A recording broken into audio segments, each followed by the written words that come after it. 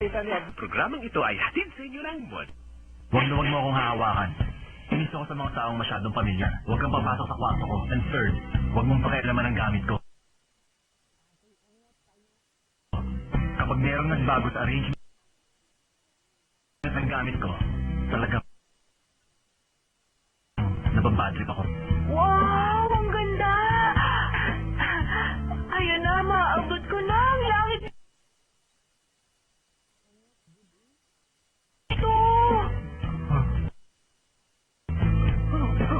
Feeling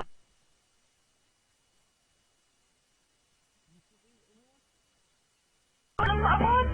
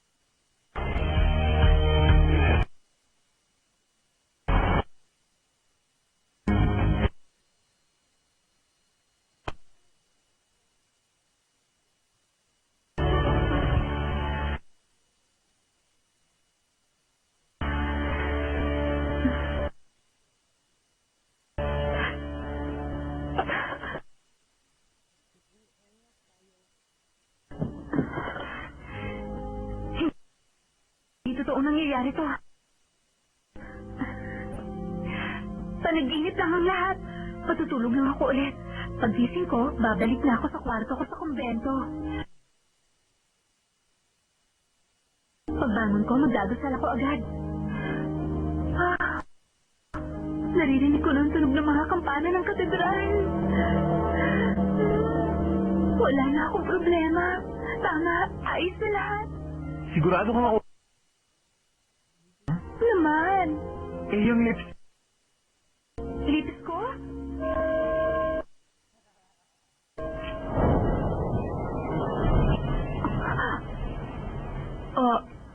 Ang lips ko ba?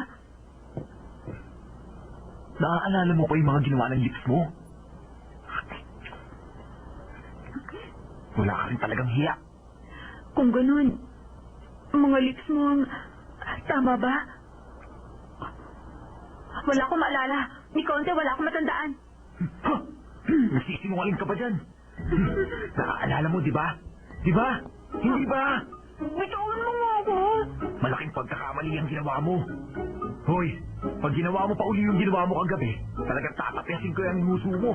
Lasing ka at kung ano mga pinagsasabi mo. Wala man lang pinalagpas yung bibig mo. Hindi mo yung pwedeng gawin. Mas malala ka pa sa balatang orange na kinakain ko. Sorry na tulo ko.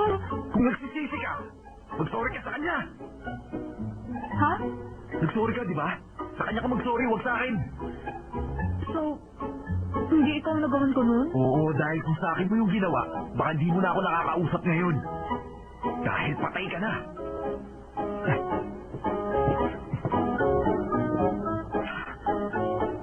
Bakit pare yatang may kakaiba sa kanya?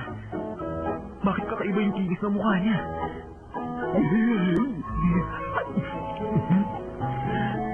Kung di... Isang ko.